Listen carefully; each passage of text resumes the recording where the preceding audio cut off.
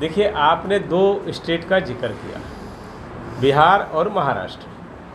महाराष्ट्र में जब विधानसभा का चुनाव हुआ तो शिवसेना किसके साथ मिलकर के चुनाव लड़ी?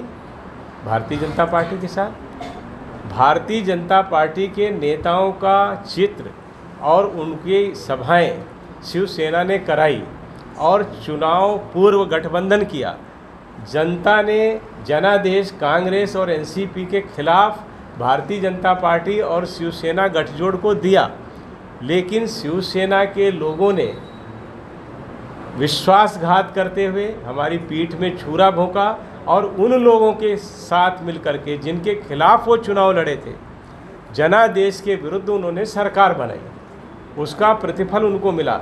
बिहार में भी अगर आप देखेंगे, बिहार में भी इसी तरह की घटना हुई है।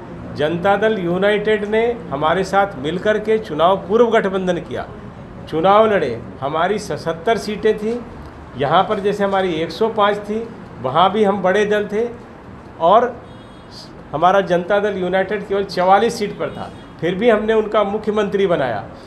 अब वही हमको धोखा दे करके फिर गए हैं, फिर भी आप ये सवाल पूछती हैं कि भारतीय जनता पार्टी से क्यों डर रहे हैं? हमने तो किसी को नहीं भगाया, हमने तो चुनाव पूर्व गठबंधन किया था। जनादेश हमारे पक्ष में दोनों प्रदेशों में था। विश्वासघात तो उन लोगों ने किया, इसलिए प्रश्न आपको उनसे पूछना चाहिए। उद्धव जी कहते हैं कि भाजपा ने विश्वासघात किया, अगर नहीं करते एक सेकंड तो 2.5 साल बाद आपका मुख्यमंत्री होता है, ऐसा तय हुआ? आप ये बताइए, ये कहाँ तय हुआ था? किसने कहा? ये किसने? ये आपको जब नहीं मालूम है तो ये, अरे भाई, उद्धव जी कोई भगवान तो नहीं है ना। उद्धव जी भगवान नहीं है कि उद्धव जी जो कह रहे हैं वो सच कह रहे हैं। उद्धव जी केवल स्वार्थ से पीड़ित हो करके सरकार बनाने के लिए गए। भाई कैसे कह देंगे उद्धव जी क्यों मुख्यमंत्री बनेंगे? जब हमारे देवेंद्र फडणवीस जी के नेतृत्व में चुनाव लड़ा गया, हर सभा में ये कहा गया कि देवेंद्र जी के नेतृत्व में चुनाव लड़ा जा रहा है। चुनाव पूर्व हमारा गठबंधन था और हम 100 से ज़्यादा सीटें जीत करके आए, तो वो मुख्यमंत्री क्यों बनेंगे? कहीं पर किसी से कोई वादा नहीं किया गया। ये केवल संजय राउत और उद्धव ठाकरे का स्वार्थ लिप्सा था, जिसके कारण उन्होंने विश्वासघात किया है। उनके कहने से नहीं होता। आप लोगों में भी तो कुछ समझ है, जनता में भी तो कुछ समझ है। चुनाव पूर्व गठबंधन जिनसे किया और उनको छोड़ करके उन लोगों के साथ सरकार बनाना जिनके विरुद्ध आपके प्रत्याशी चुनाव लड़े थे, तो विश्वासघात उन्होंने किया, हमने कहाँ किया? सर, बिहार में नीतीश कुमार ने जो भी गठबंधन तोड़ा है बीजेपी से, उनका कहना भी यही है कि धोखाधड़ी करती है बीजेपी। बताइए, आप ये बताओ, धोखाधड़ी आप बताओ, आप अपने निर्मल हृदय से पूछिए कि भारतीय जनता पार्टी ने क्या किया है। अब किसी के कहने से तो धोखा नहीं हो जाता। जो लोग गलत काम करते हैं उनके मन में अपराध भावना रहती है, और अपराध भावना को वो ऐसे वक्तव्यों के द्वारा, जिनका कोई आधार नहीं होता, ऐसे कह के दूसरे लोगों को बदनाम करने का प्रयास करते हैं। एक वो फिल्म में एक गाना था, उसमें ये था करके कि अच्छों को बुरा साबित करना दुनिया की पुरानी आदत है। भारतीय जनता पार्टी ने ना किसी को धोखा दिया, ना विश्वासघात किया। आप पूरी घटनाक्रम को देखिए ना। कहीं से अब किसी भी आदमी, भाई आप छोड़ के हमको जा रहे हो, आप सरकार में हो, आप ही मुख्यमंत्री थे, फिर आप मुख्यमंत्री ही हो, तो हमने क्या किया है? हमारा क्या विश्वासघात है? क्यों उनको लगता है? उनका कहना ये है कि धीरे धीरे बीजेपी जितने भी साथ जाती है उनके साथ धीरे धीरे उस पक्ष को या फिर मित्र पक्ष को जो है वो खत्म करती है। नहीं, कहाँ हमने ख़त्म कहाँ किया है? भाई शिवसेना भी छोड़ के गई, उसके बाद जनता दल यूनाइटेड के लोग भी गए। अब जेडीयू के कुछ लोगों को कुछ दिन बाद ये लगने लगे कि वो जेडीयू में रहेंगे।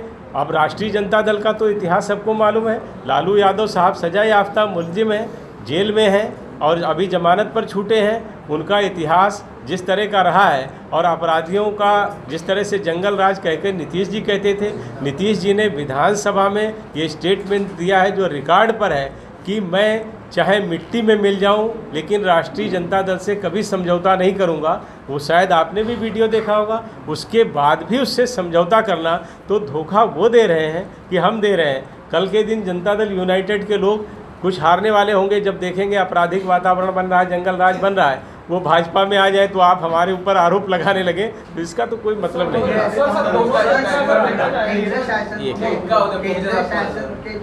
योजना है जी, केंद्र शासन की जो योजना है उसके बारे में आपने आढावा लिया क्या?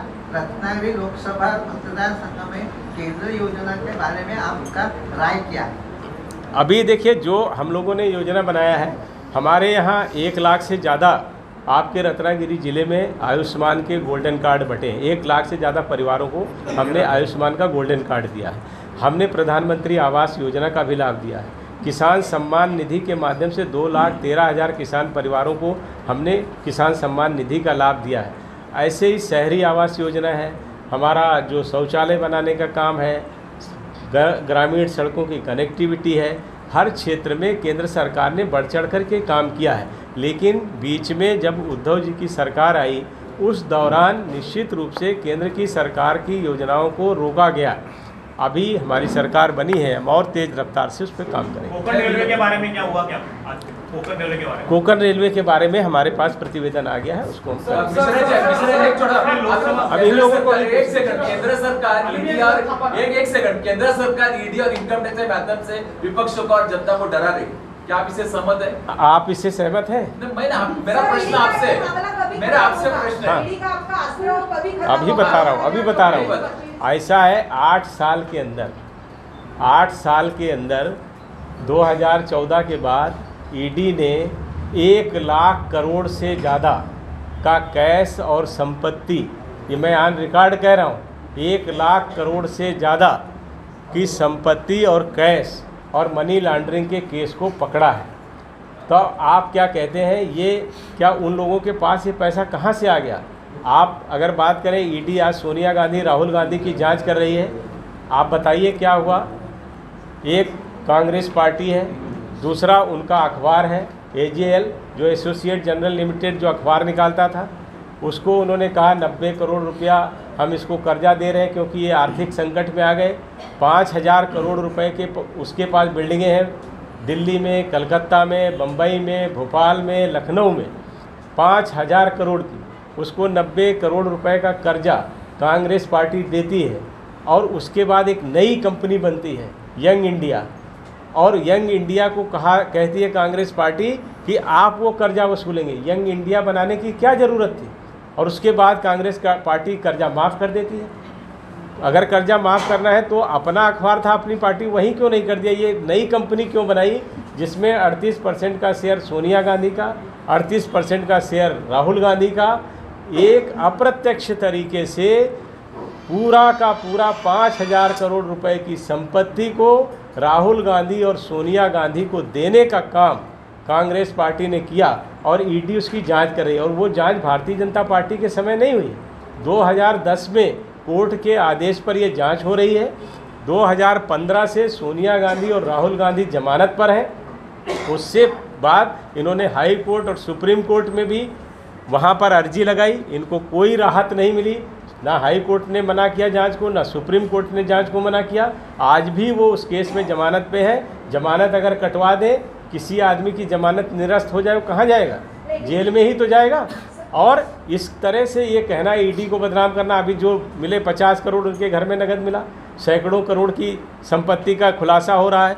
1 लाख करोड़ से ज़्यादा की संपत्ति को जब्त किया गया है। फिर भी अगर आप लोग इस तरह से करेंगे तो अपराधियों का मनोबल बढ़ता है। लेकिन ये पार्टी ऐसी है, हमारी सरकार ऐसी है, ऐसा नेतृत्व है कि ऐसे किसी भी व्यक्ति को जिसने गलत काम किया है, भ्रष्टाचार किया है, उसको हम बिल्कुल नहीं छोड़ेंगे। कानून अपना पूरा काम करे। अभी देखो संजय राउत है, संजय राउत जेल में है, आपका साथ नहीं दिया इसलिए जिन पर आरोप। अच्छा बताओ संजय राउत का साथ कौन लेना चाहेगा? संजय राउत का साथ कौन लेना चाहेगा? जो आदमी पार्षद तक का चुनाव, जो आदमी पार्षद का चुनाव जीतने की हैसियत में नहीं है, उस आदमी को हम साथ में क्यों लेना चाहेंगे?